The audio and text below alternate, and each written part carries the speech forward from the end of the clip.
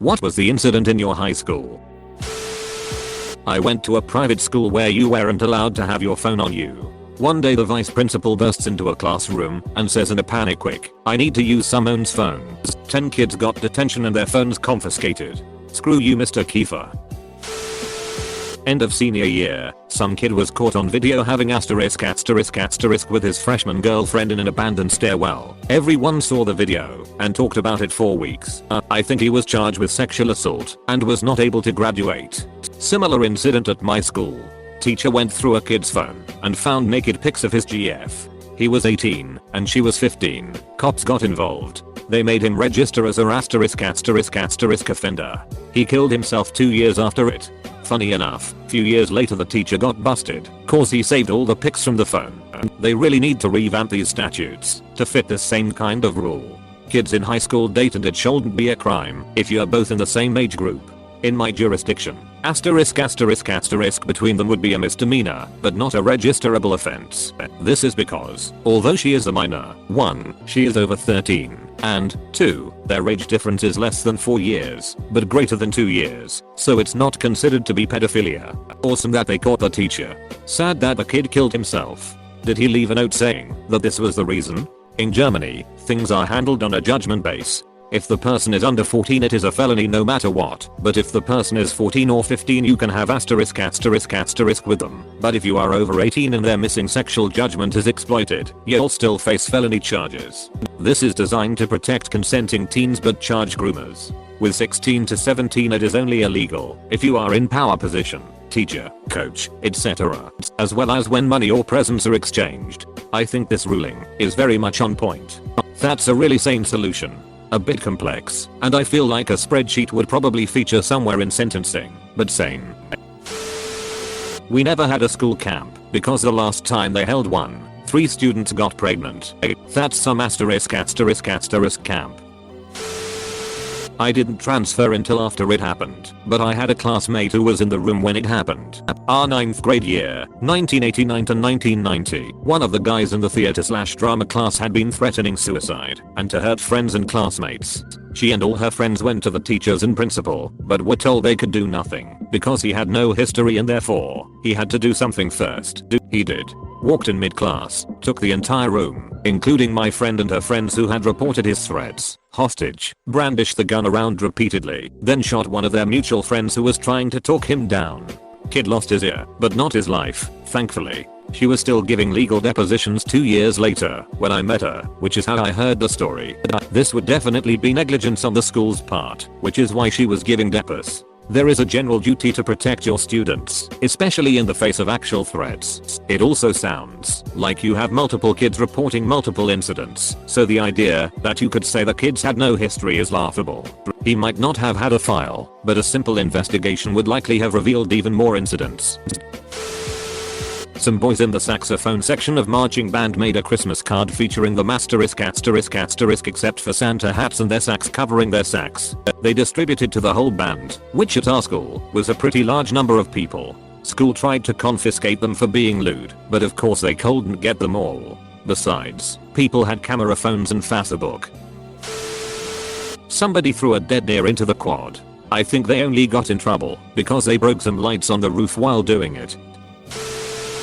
Senior year we received our yearbooks the week of graduation, and to our surprise the full-page action shot for men's soccer showcased our player jumping up and lifting one leg to trap and control the ball. Unfortunately, he forgot to wear underwear that game and the tip of his wiener was fully visible sticking out of the bottom of his shorts. Our school had over 4,000 students and we were required to bring our yearbook into security to have the * sharpied over, or we would not be able to walk at graduation. The image of school admins having to sharpie in the same * 4,000 times is gold. Today, your job is to color in all the blends. At my high school, seniors had to do a senior project. Can be anything really. Just plan it out and follow through. A very popular and well-liked senior made an end-of-day announcement that tomorrow morning he'd be in the student parking lot working on it and needs as many other folks there as possible. The next day he drives into the student parking lot, set up a tripod and a camera. A large crowd gathered round, just about 30 minutes before the first bell. He hit record. Thanks everyone for showing.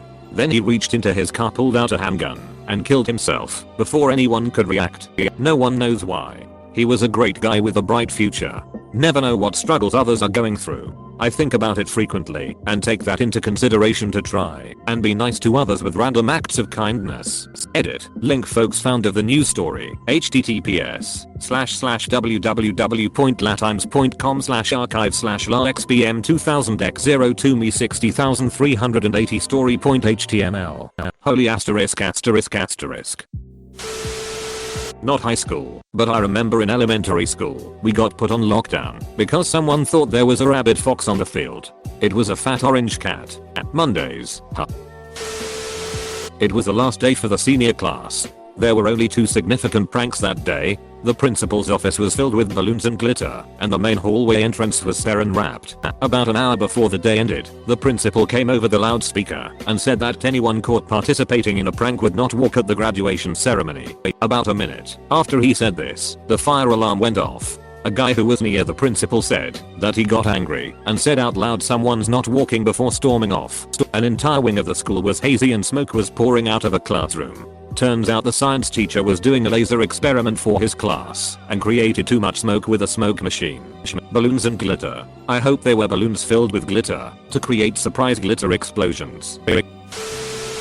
Someone found a gun on campus and like 3 or 4 posts on social media about shooting up the school. One of them actually caused a lockdown during class because the student was across the street from the school with a gun, according to someone who supposedly got on the police radio frequency. They never revealed the whole story to try to reduce rumors from spreading, which just lead to more rumors. It was pretty funny. Edit. Oh, some girl set a trash can on fire to escape taking a test. The edit happened at my high school too. I sat behind the girl who did it. Mayo. I never set a trash can on fire. However, I did set a kid on fire in some science class. It was an accident though. Kid punched a school cop. He pepper sprayed the entire hallway of kids, including me going to class. Tons of PPL ended up going to the hospital. Miss my class though, lol. When I was in high school, our Hicktown school had a gang called the Cobras who would spray paint cobras on school property, write it on desks, in the bathrooms, basically everywhere. It was dumb and many of the students had a good idea who was a part of this gang, but the teachers didn't.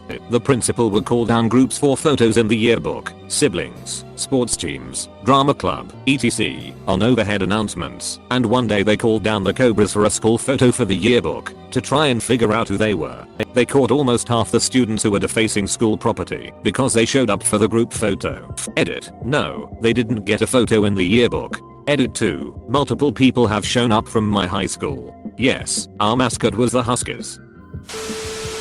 2 guys in my year decided to bring about 50 cabbages in to school and start a cabbage fight in the science corridor. All hell broke loose and cabbage leaves everywhere. About 100 students joined in, lol. Now you know Hoss the math problem guy. There had been rumors since my freshman year about the assistant principal taking a certain special interest in a few of the girls. Almost everyone wrote it off as high school kids starting stupid rumors. Until my senior year, when 4 police officers came in after school and walked him out in cuffs in front of a few hundred students watching a basketball game against another school. He was asterisk asterisk asterisk one of the girls in my grade and selling her oxycodone in the hallways. Got 10 years.